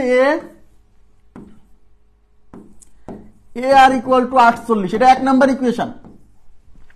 আর এই যে A R to the power 4 is equal to 3/4, এটা হলো 2 নাম্বার ইকুয়েশন। আমাদের আর এর মান বের করতে যায় ঝামেলা ক্রিয়েট করছে এই এ, এখানেও এ আছে, এখানেও এ আছে, এই এর মানটা আবার অঙ্কে দেওয়া নাই। তাহলে আমরা একটা কাজ করব, এই দুইটা ইকুয়েশনের মধ্যে এমন একটা কাজ করব যেন এই এ আর এ আউট হয়ে যায়, এই এ আর এ কি হয়, আউট হয়ে যায়। তাহলে আমরা এই 2 কে 1 দিয়ে ভাগ করব বা 1 কে 2 দিয়ে ভাগ করব, তাহলে এই এ কেটে যাবে। তাহলে আপনি 2 ভাগ 1 করে, 2 ভাগ 1 করে পাই, এইভাবেও করতে পারেন, তবে আগের মেথডটা সহজ। হ্যাঁ, তাহলে 2 এর এখানে আছে এ আর টু দি পাওয়ার 4, আর নিচে আছে এ আর এই পাশে আছে 3/4, আর এই পাশে আছে 48। ঠিক আছে, এ কাটা, এই 4টা আর থেকে একটা আর গেলে এই পাশে থাকবে আর কিউব, আর এই পাশে 3/4 ইন্টু এর নিচে কিছু নেই মানে 1/48, 3 ষোলোতে 48, তাহলে আর কিউব ইজ ইকুয়াল টু উপরে 1 আর নিচে হচ্ছে 4 ষোলোতে 64, তাহলে আর কিউব ইজ ইকুয়াল টু 1/4 তার উপরে কিউব। ঠিক আছে, তাহলে দুই পাশে পাওয়ার সমান হয়ে গেছে, অর্থাৎ দুই পাশে বেস সমান, তাহলে এই পাশে আর, ওই পাশে হচ্ছে 1/4, তাহলে আর ইজ ইকুয়াল টু 1/4। ক্লিয়ার হয়েছে বিষয়টা? দুই ভাবেই সলভ করতে পারেন, কোনো সমস্যা নেই। নেক্সট কোশ্চেনে চলে যাচ্ছি।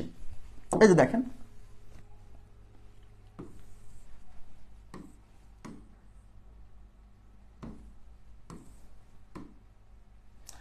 কি বলছে? একটি গুণোত্তর ধারার তৃতীয় পদ 20, এই যে তৃতীয় পদ মানে T3 এবং ষষ্ঠ পদ মানে T6 160 হলে সাধারণ অনুপাত কত? সাধারণ অনুপাত মানে আর এর মান কত? ঠিক আছে, আচ্ছা, তাহলে T3 মানে হচ্ছে T3 ইজ ইকুয়াল টু 20। এখন T3 মানে কি? A R to the power 3 - 1 is equal to 20। T3 মানে 3তম পদ, A R to the power n - 1, n এর জায়গা 3, তাহলে A R square is equal to 20। রেখে দেন এইভাবে। কেন? এখান থেকে আর এর মান বের করতে পারবেন না। কেন? এখান থেকে আর এর মান আপনি সরাসরি বের করতে পারতেন যদি এর মানটা জানা থাকতো। যেহেতু এ আমাদের এই অঙ্কে মিসিং, প্রথম পদ মিসিং, সুতরাং আমি এভাবে রেখে দেই, কোনো না কোনো একটা ব্যবস্থা হবে।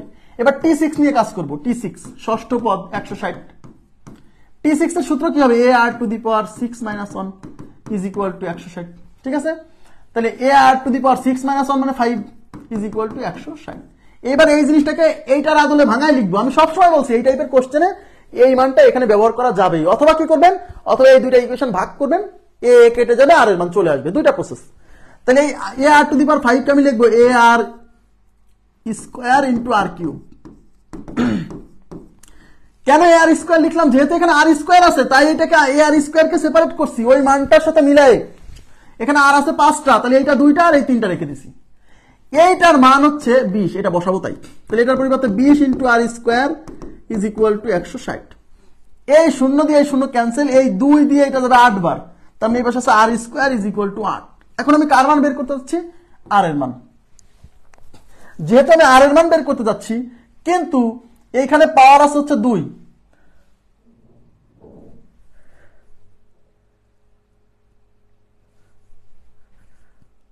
আট দুগুণে 16। আচ্ছা, এখানে আর স্কোয়ার কেন? আর কিউব, যে আর কিউব, এই যে আর কিউব, আর কিউব, আর কিউব, এই যে এ আর স্কোয়ারের মান বসাইছি, আর এই আর কিউব এখানে থাকবে। ঠিক আছে, তাহলে আর কিউব ইজ ইকুয়াল টু 8। তাহলে আর কিউবের মান হচ্ছে 8। আমরা যেহেতু বের করবো আর এর মান, আর কোথায় আছে? বেজে আছে। তাহলে আমি কি বলছিলাম? যে মানটা বের করবেন সেটা যদি বেজে থাকে, তাহলে দুই পাশে পাওয়ার সমান করতে হবে। তাহলে এই পাশে পাওয়ার 3 আছে, ওই পাশে আমাকে পাওয়ার 3 বানাতে হবে। 8 কে তো 3 এর পাওয়ার আকারে লেখা যায় কিভাবে? 2 টু দি পাওয়ার 3, তাই না? তাহলে এই পাশে এখন দেখেন পাওয়ার 3, এই পাশে পাওয়ার 3, দুই পাশে পাওয়ার সমান হলে পাওয়ার পাওয়ার কাটা, অর্থাৎ বেজ আর ইকুয়াল টু কত? 2। তাহলে বেজ আর ইকুয়াল টু 2, তার মানে আর এর মান 2। ক্লিয়ার?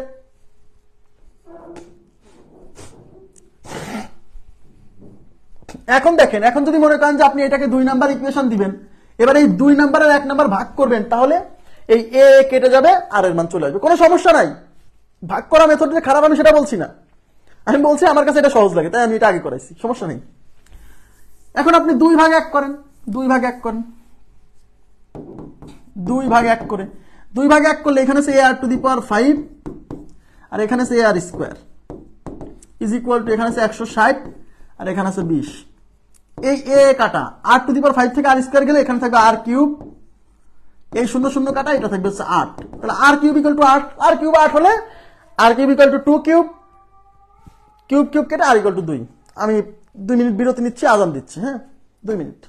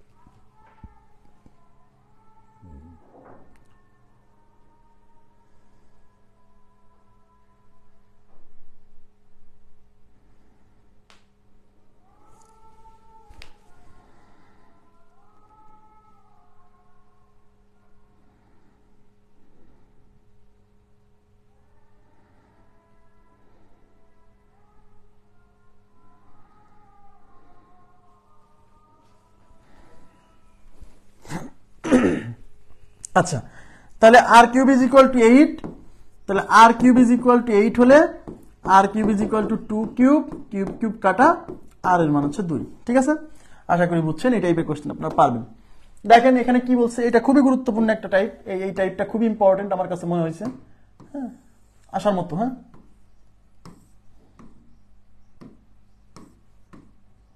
কি বলছে দেখেন, এখানে বলছে 5 plus x plus y plus 135 গুণোত্তর ধারাভুক্ত হলে এক্স ও ওয়াই এর মান কত?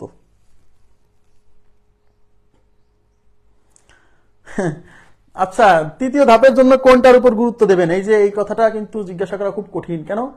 দেখেন দ্বিতীয় ধাপে গুরুত্বপূর্ণ চ্যাপ্টারগুলো থেকে প্রশ্নই হয়নি এক প্রকার। দেখেন গুরুত্বপূর্ণ লগ, সূচক প্রশ্ন হয়নি, বীজগণিতের সূত্রাবলী ওখানে মনে হয় তাও হয়নি, প্রশ্ন হয়নি। তাহলে এই যে দেখেন গুরুত্বপূর্ণ চ্যাপ্টারগুলো থেকে প্রশ্ন হয়নি। এখন আমি যদি এটা এখন বলি তখন তো বিপদে পড়ে যাওয়ার সম্ভাবনা আছে। কথা কি, লগ সূচক থেকে তো প্রশ্ন সাধারণত হয়, বীজগণিতের সূত্রাবলী থেকে তো প্রশ্ন সাধারণত হয়। এই জন্য আমি বলবো যে গুরুত্বপূর্ণ যত চ্যাপ্টার আছে সবগুলো অন্তত পড়েন। ঠিক আছে, আচ্ছা এখন দেখেন 5 plus x plus y plus 135 গুণোত্তর ধারাভুক্ত হলে, তার মানে বলে দিছে এই ধারাটা গুণোত্তর ধারাভুক্ত, বলে দিছে, আপনাকে বুঝে নিতে হবে এই ধারাটা হচ্ছে গুণোত্তর ধারাভুক্ত, তার মানে কোনো সমস্যা নেই। হলে এক্স ও ওয়াই এর মান কত? এখন এক্স ও ওয়াই এর মান চাইছে। এখন আমাকে বলেন এখানে এক্স কি? এক্স কিন্তু দ্বিতীয় পদ, বুঝেন কিন্তু এক্স কিন্তু দ্বিতীয় পদ, এই 5 হচ্ছে প্রথম পদ এ, ওয়াই কিন্তু তৃতীয় পদ, আর এই 135 হচ্ছে চতুর্থ পদ। আমি আপনাকে আবার বলছি, গুণোত্তর ধারার কোনো কিছু যদি করতে চান, কোনো একটা পদ বের করতে চান, কিছু করতে চান, আর এর মান লাগবেই, মাস্ট। মানে সোজা কথা, গুণোত্তর ধারার অঙ্ক সমাধান করতে গেলে আর এর মান লাগবেই, আর ছাড়া অঙ্ক হবে না। আর মানে সাধারণ অনুপাত বের করতে হবে আগে। তাহলে প্রথম কাজ হচ্ছে সাধারণ অনুপাতের মান বের করতে হবে যেভাবেই হোক।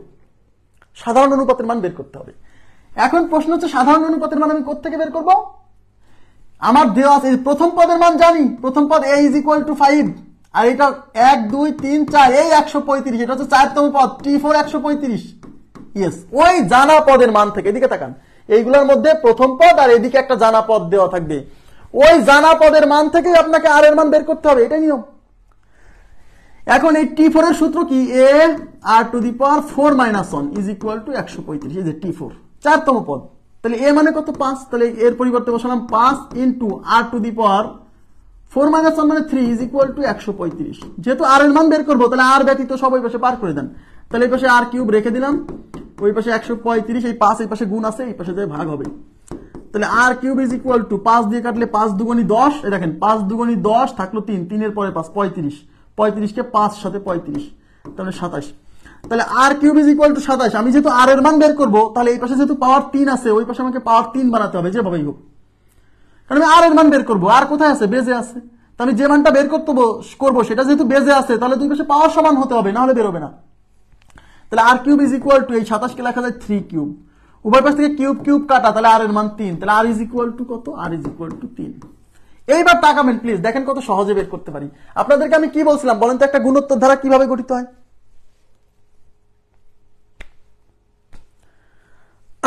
গুণোত্তর ধারা কিভাবে গঠিত হয় বলেন?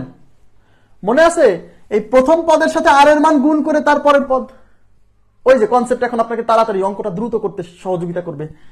এই পদের সাথে আর এর মান গুণ করে আবার এই পদ, তাহলে আর এর মান তো পেয়ে গেছেন 3, তাহলে এই 5 এর সাথে 3 গুণ করেন, এই 5 এর সাথে আর এর মান গুণ মানে 3 গুণ করে যেটা পাইলেন সেটাই তো পরের পদ মানে x, তাহলে x এর মান 15। আপনাকে হেল্প করছে না? করছে না? এইবার এই x এর সাথে আর এর মান গুণ করে পরের পদ মানে y, তো x মানে কত? x মানে তো 15, তাহলে এই 15 এর সাথে আপনি এখন এই x এর সাথে গুণ করবেন 3, x মানে 15 এর সাথে গুণ করবেন 3, তাহলে পাবেন 45, আর এইটাই হলো x এর পরবর্তী পদ y, তাহলে y = 45। তাহলে দেখেন এই কনসেপ্ট যা নাই সে তো এখন বলবে যে আমি x এর মান বের করবো মানে দ্বিতীয় পদ মানে t2, তাহলে t2 সূত্র কি? a r⁴ 2 - 1, আর t2 মানেই তো x, তাহলে x = a হলো 5, আর এর মান বের হয়েছে 3, 2 - 1 মানে হচ্ছে 1, তাহলে 3 × 5 = 15। আচ্ছা, এবার সে বের করবো y, তাহলে y মানে কত পদ? 1 2 তৃতীয় পদ মানে t3 মানে লিখবে a r⁴ 3 - 1, এই t3 মানে হচ্ছে y, তাহলে y = a মানে 5, আর মানে 3, 3 - 1 মানে 2, তাহলে হচ্ছে 5 আর 3 মানে 9, 5 9 45, তাহলে y এর মান হচ্ছে 45। সেইভাবে করবে, কিন্তু যে কনসেপ্ট বোঝে সে তো জানে যে আর এর মান এই পদের সাথে আর গুণ করলেই তো এই পদ পেয়ে যাবো মানে x পেয়ে যাবো, তাহলে আর এর মান 3 পাইছি, 3 5 এর সাথে গুণ করলে 3 5 15 x এর মান, এই 15 এর সাথে আবার 3 গুণ করলে 3 15 45, সেটা হলো y এর মান। ক্লিয়ার? ওকে, নেক্সট কোশ্চেনে চলে যাচ্ছি। নেক্সট দেখেন, এই যে একই টাইপের আরেকটা প্রশ্ন, খুবই গুরুত্বপূর্ণ, এই টাইপটা আমার কাছে খুব ইম্পর্টেন্ট মনে হয়, জানেন আসতে পারে।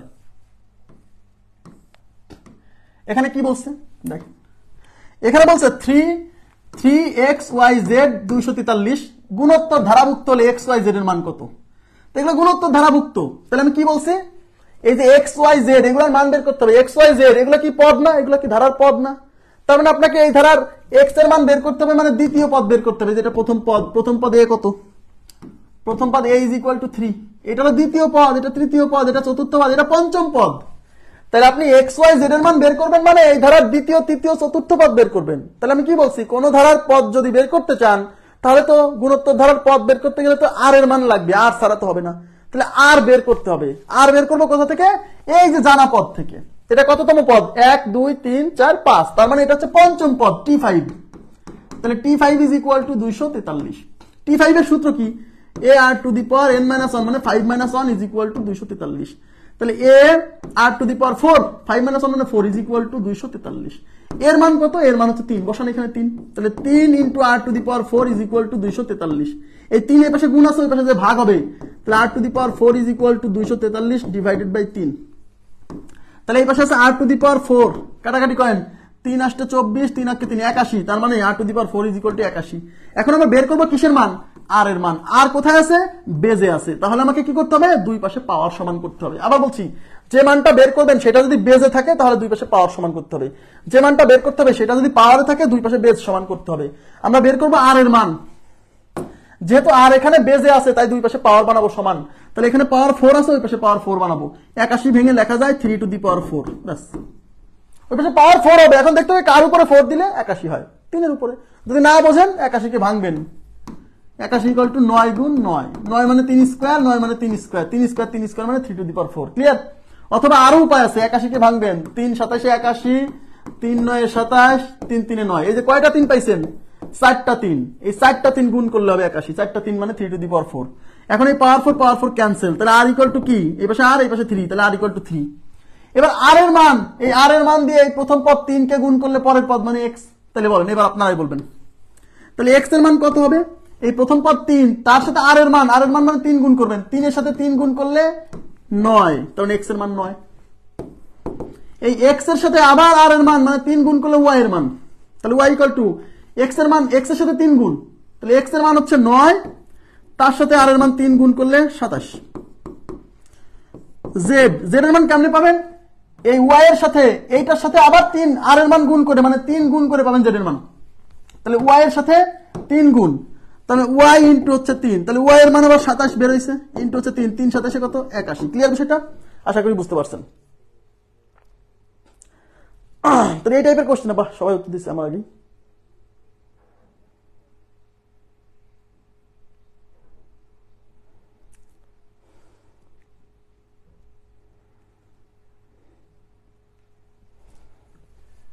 বোঝা গেছে বিষয়টা? তাহলে এই টাইপের কোশ্চেন শোনেন, আর এর মান বের করলে অঙ্ক শেষ, কারণ আর দিয়ে এটাকে গুণ করলে পরেরটা, আর দিয়ে এটাকে গুণ করলে তারপরটা, এইভাবেই তো একটা গুণোত্তর দ্বারা গঠিত হয়। হ্যাঁ, নেক্সট কত হবে এটা?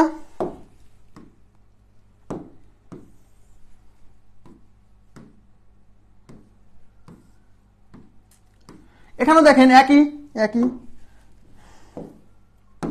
এই যে এটা হচ্ছে প্রথম পদ মাইনাস হাফ, দেখেন মাইনাস হাফ।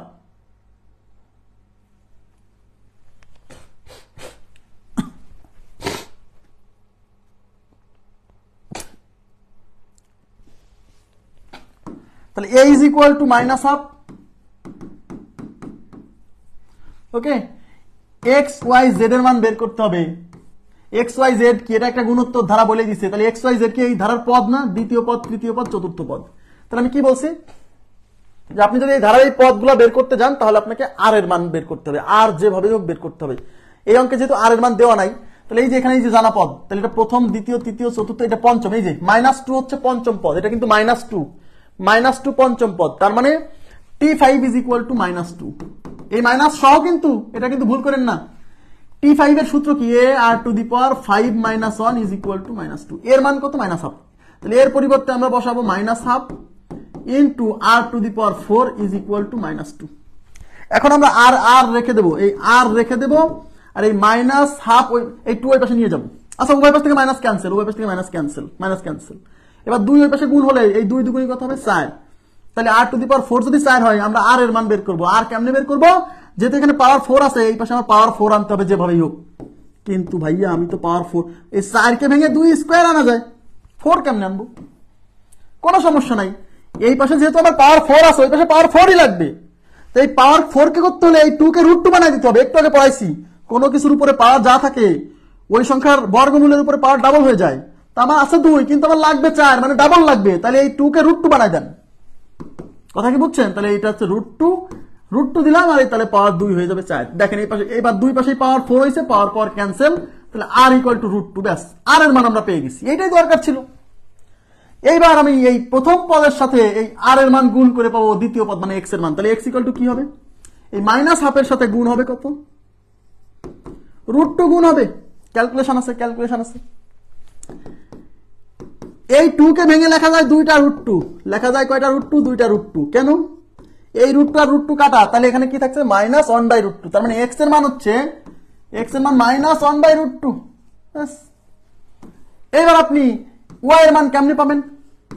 এই x এর সাথে আপনি এই r এর মান গুণ করে পাবেন y এর মান। তাহলে x এর সাথে গুণ করবেন কার মান? r এর মান, মানে √2 গুণ করবেন। এক্স এর মান আবার বের করছেন -1/√2 ইনটু হচ্ছে √2, এই √2 কাটা মানে -1। এবার আপনি জেড এর মান বের করবেন কিভাবে? এই ওয়াই এর সাথে আর এর মান মানে √2 গুণ করে জেড এর মান, তাহলে জেড ইকুয়াল টু কি হবে? এই ওয়াই এর সাথে আর এর মান গুণ, তাহলে ওয়াই গুণ হচ্ছে আর এর মান হচ্ছে √2। এখন ওয়াই এর মান কত বেরিয়েছে? -1, তাহলে -1 এর সাথে √2 গুণ হলে -√2। কথা কি বুঝতে পারছেন? -√2, তার মানে জেড এর মান হচ্ছে -√2। ক্লিয়ার? কত হচ্ছে? -1/√2, -1/√2, এক্স এর মান -1/√2 -1√2 ক্লিয়ার বিষয়টা? তাহলে এই টাইপের কোশ্চেন আপনারা পারবেন না? পারবেন না? পারা উচিত যেভাবে আসুক। হ্যাঁ, নেক্সট এটা করেন তো, এটা আপনারা করেন, আমি আপনাদের কাছ থেকে এটা চাচ্ছি, উত্তর চাচ্ছি। কত আসে বলেন?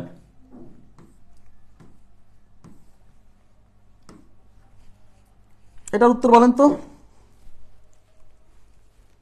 একটু পানির বিরতি দিলাম।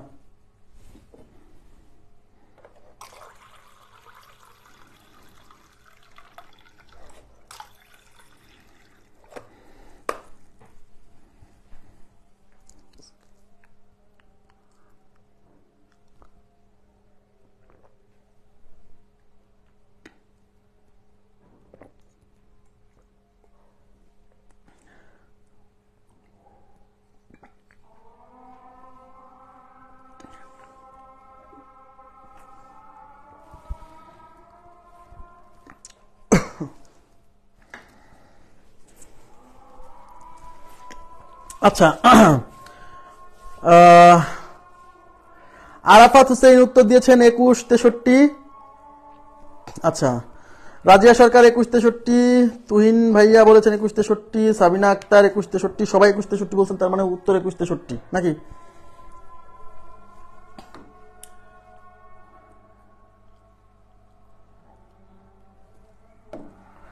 আচ্ছা, এখানে প্রথম পদ হচ্ছে 7, এর মান হচ্ছে 7,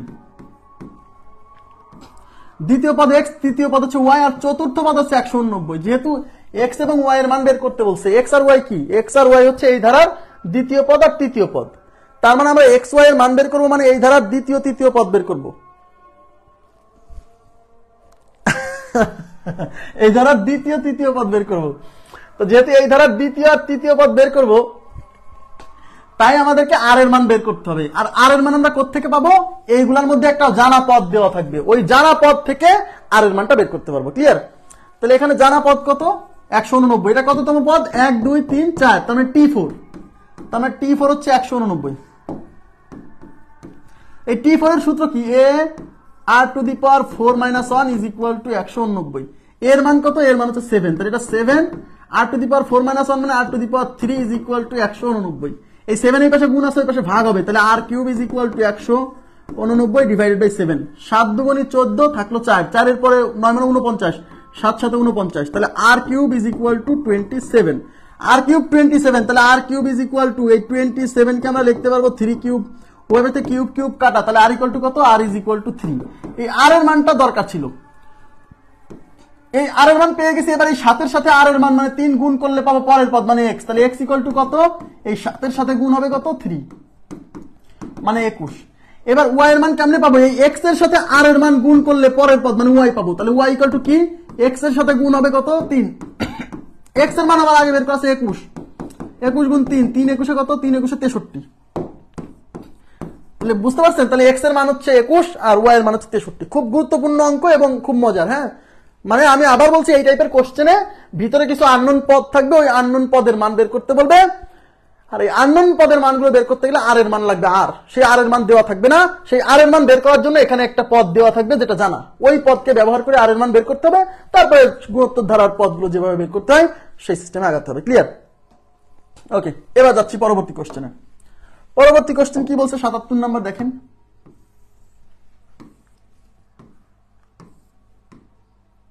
77 নম্বরে বলছে একটি গুণোত্তর ধারার দ্বিতীয় পদ 25।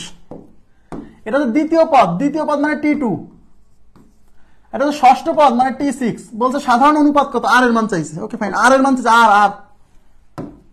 তাহলে T2 is equal two 25। T2 এর সূত্র কি? T2 হচ্ছে a r⁴ - 1 is equal two 25। 2 - 1, তাহলে a r টু দি পাওয়ার 2 - 1 মানে 1, অন দেওয়া যায় না দেওয়া তাই, 2 - 1 মানে 1 দিলেই কি আর না দিলে কি, বা 1 দেন সমস্যা নেই। এখান থেকে যদি আর এর মান বের করতে চান তাহলে এর মান জানতে হবে, এর মান কিন্তু দেওয়া নাই, সুতরাং এখান থেকে সরাসরি হবে না, আপনি এটাকে একটা ইকুয়েশন দিয়ে রাখেন। এবার এটাকে অ্যানালাইসিস করেন, t6 ষষ্ঠ পদ কত 1/25, ওকে ফাইন। এই ষষ্ঠ পদের সূত্র কি, a r to the power 6 - 1 is equal two 1/25। এই 6 - 1 মানে 5, তাহলে a r to the power 5 is equal two 1/25। এখন আমরা a r to the power 5 is equal two 1/25 পাইছি। এখন আমার দুইটা উপায়, একটা হচ্ছে এই ইকুয়েশন, এটাকে 2 নাম্বার ইকুয়েশন দিয়ে এই 1 আর 2 ভাগ করলে a কেটে যাবে, আর এর মান আসবে, অথবা আপনি এই a r to the power 1 এর মান এখানে বসাতে পারবেন। এই a r to the power 5 কে লিখবেন a r into r to the power 4, লেখা যায়, দেখেন তো। এই যে 5টা আর, এই 5টা আর থেকে একটা আর এখানে রাখলাম, 4টা আর এখানে দিলাম, কেন, কারণ এই মানটা এখানে আমার আছে, এই যে এটার মান বসাতে পারবো, তাই এই মানটা 25 না, এই 25 এখানে, এইটার পরিবর্তে 25 বসাবো, 25 into r to the power 4 is equal two 1/25। এখন আমি যেহেতু r এর মান বের করবো, তাহলে r বাদে যা আছে ওই পাশে পার করে দিব, তাহলে এই 25 এই পাশ থেকে ওই পাশে নিয়ে যাবো, তাহলে এই পাশে r টু দি পাওয়ার 4 থাকবে, এই পাশে 1/25 আছে, এই 25 এই পাশে গুণ আছে, এই পাশে এসে নিচে গুণ হবে, মানে এখানে ভাগ হবে, তাহলে এই পাশে কি হচ্ছে, r to the power 4 is equal two 1/25, 25 মানে 5 স্কয়ার ইন্টু 5 স্কয়ার, তাহলে r to the power 4 equal to 1/5 square, 5 square মানে 5 টু দি পাওয়ার 4। এখন বলেন আমরা কিসের মান বের করব, আমরা বের করব r এর মান। যেহেতু আমরা r এর মান বের করব, তাহলে r বের করতে হলে দুই r আছে বেজে, r কোথায় আছে, r আছে বেজে, তাহলে দুই পাশে পাওয়ার সমান করতে হবে, এই পাশে পাওয়ার 4 আছে, এই পাশে আমার পাওয়ার 4 আনাতে হবে, তার মধ্যে 5 এর উপরে 4 আছেই, এই 1 এর উপরে 4 আসলেই তো হয়ে যায়, তার মানে এটা আছে r to the power 4 is equal two 1 এর উপরে 4 লাগবে, 1 এর উপরে 4 এমনি এনে নিলাম, কেন আনলাম, কারণ এই পাশে 4 আছে, ওই পাশে 4 লাগবে, তাহলে 5 এর উপরে তো 4 ছিল, 1 এর উপরে ছিল না, তাই আনলাম, কেন আনলাম, লাগবে তাই। আর 1 এর উপরে 4 আনলে তো সমস্যা নাই, কারণ 1 এর উপরে 4 দিলে 4ই হয়, সরি 1ই হয়, তাহলে এই পাশে আছে r টু দি পাওয়ার 4, 1 এর উপরে 4 আছে, 5 এর উপরে 4 আছে, দুইজনের উপরে সেম পাওয়ার, তাহলে এই জিনিসটাকে আমি লিখতে পারি 1/5 টু দি পাওয়ার 4।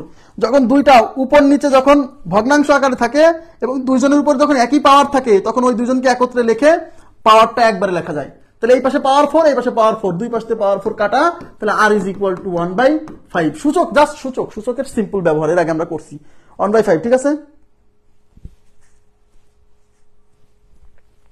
ক্লিয়ার।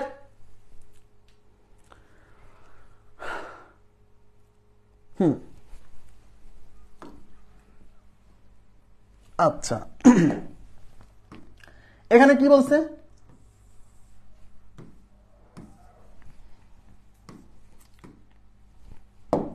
এখানে বলছে 128, 64, 32 আপ টু ধারাটির অষ্টম পদ কত, অষ্টম পদ, ওকে ফাইন, অষ্টম পদ মানে t8। এখন 8তম nতম পদের সূত্র হচ্ছে a r to the power n - 1, যেহেতু অষ্টম পদ তাহলে a r টু দি পাওয়ার 8 - 1, তাই না, 8 - 1, ওকে, তাহলে a কত, a হচ্ছে প্রথম পদ 128, তাহলে 128 ইন্টু r এর মান কেমনে পাবেন, এই পদ দিয়ে এটা ভাগ করেন, তাহলে r is equal to 64 divided by 128, 64 হচ্ছে 64, 64 দুগুণে 128, তার মানে r এর মান হাফ, r এর মান কত, হাফ, তাহলে r এর পরিবর্তে দিব হাফ, আর 8 - 1 মান হচ্ছে 7, ওকে, তাহলে হচ্ছে 128 ইন্টু এই 7 কার উপর আছে, 1 এর উপর আছে, 2 এর উপর আছে, that is 1 to the power 7 divided by 2 to the power 7, এটা হচ্ছে 128 ইন্টু 1 to the power 7 মানে 1, আর 2 to the power 7 মানে 128, 2 to the power 7 মানে 128, এই 128 128 কাটা, তাহলে উত্তর হচ্ছে 1, তার মানে 8তম পদ হচ্ছে 1, ক্লিয়ার বিষয়টা, 1 উত্তর 1। এখন যদি মনে করেন আপনি 2 to the power 7 মানে 128 বুঝতেছেন না, তাহলে আপনি 2 to the power 7 কে ভেঙে নেবেন, 2 to the power 7 কে লিখবেন 2 কিউব ইন্টু 2 কিউব ইন্টু 2, এই যে 7টা 2 না, তাহলে 3টা 6টা আর একটা 7টা, 2 কিউব মানে 8, 2 কিউব মানে 8 ইন্টু হচ্ছে 2, 8 8 64, 64 দুগুণে 128, আশা করি বুঝতে পারছেন, ক্লিয়ার বিষয়টা। আচ্ছা, তাহলে আমরা 78 পর্যন্ত অঙ্ক সলভ করলাম, আমরা নেক্সট ক্লাসে মানে আগামীকাল 79 থেকে শুরু করব, ঠিক আছে। তো আজকের মতো এই পর্যন্ত রাখবেন, ভালো থাকবেন সবাই। আচ্ছা, আজকের মতো এই পর্যন্ত রাখবো, আচ্ছা আপনাদেরকে রাখতে বলছি কেন, আজকের মতো এই পর্যন্ত রাখছি, ভালো থাকবেন সবাই, আল্লাহ হাফেজ।